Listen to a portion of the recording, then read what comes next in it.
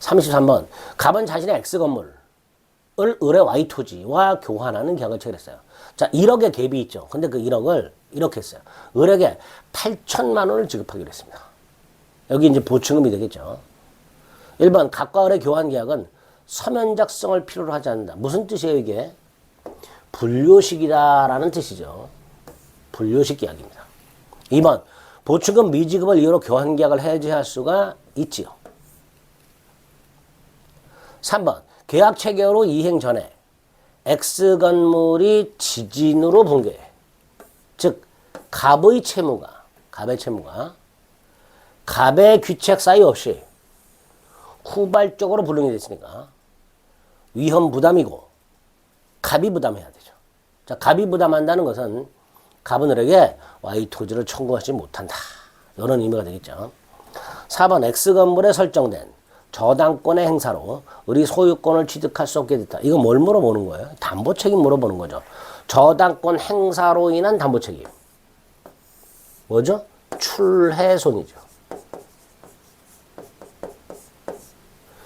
여기서 매매로 따지면 X 건물 매수인으로 볼 수 있는 을은 매도인으로 볼 수 있는 갑에 대해서 계약 해제, 손해배상, 출책 상환 따위를 청구할 수 있다가 되겠죠. 5번. 교환 계약이 해제됐을 때 원상회복. 무슨 관계? 동시이행 관계죠. 동시이행 관계. 그래서 1, 2번을 제외한 나머지 3, 4, 5번은 교환 계약 문제라기보다는 이거 다 매매로 바꿔도 다 같은 지문이 되는 거예요.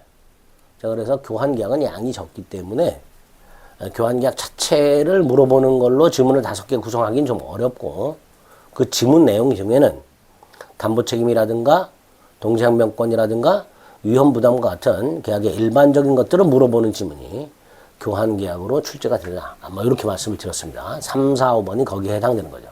특히 4번 같은 것들은 이게 담보 책임 지문이구나라는 게 바로 떠올라야 돼요. 3번 같은 경우 위험부담이구나라는 게 바로 떠올라야 돼요. 그러니까 이런 기출 문제를 통해서 교환 계약 문제가 나왔을 때 지문. 아까 위에 지문에도 있었잖아요. 위에 문제에서도. 2번 담보 책임 지문. 4번 위험부담 지문. 그렇잖아요. 그죠? 네, 이런 것들이 빨리 파악이 좀 될 수 있어야만 됩니다. 34번. 갑은 자신의 X 건물을 을소 Y 토지와 교환하기로 합의하면서 그 차이로 발생한 보충금 지급에 가름해서 Y 토지에 설정된 저당권의 채무를 인수하기로 약정을 했습니다. 자, 이런 의미죠. X 건물은 1억짜리고요. Y 토지는 2억짜리예요.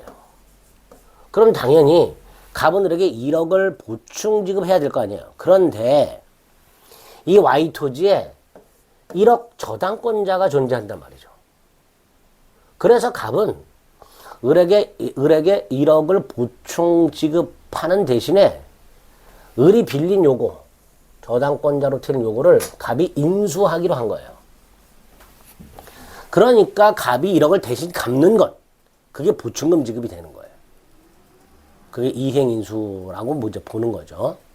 자, 어쨌든 갑은 보충금을 현실적으로 을에게 주는 것 대신에 을이 빌린 1억을 대신 갚기로 한 겁니다.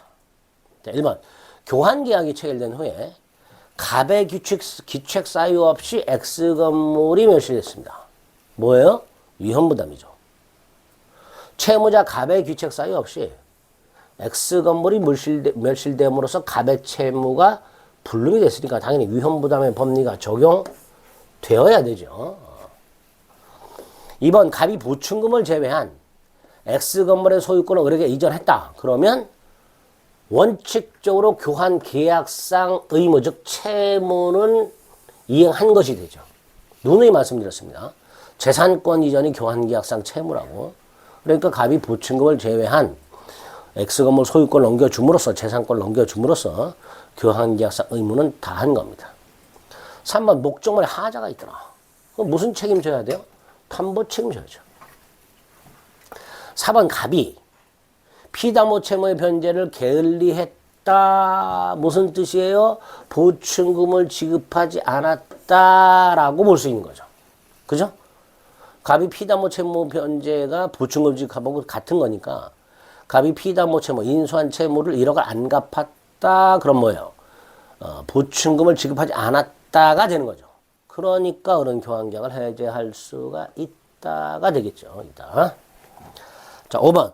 을이 시가보다 높게 고지. 위법이에요, 아니에요? 아니죠. 그러니까 불법이 아니야. 따라서 갑은 을에게 손해배상 청구할 수가 없습니다. 그죠? 손해배상 청구할 수가 없다. 시가목비 이런 것들은 위법한 기망이 아니다 그랬습니다. 그러니까 2번이 옳은 지문이 되는 거죠. 뭐 어렵지 않게 출제가 됩니다. 누누이 말씀드리지만 지문에 담보책임이라든가 위험부담이라든가 등등 이런 것들이 교환계약에서 찾아낼 수 있어야 됩니다. 아, 이 지문이 위험부담 지문이구나.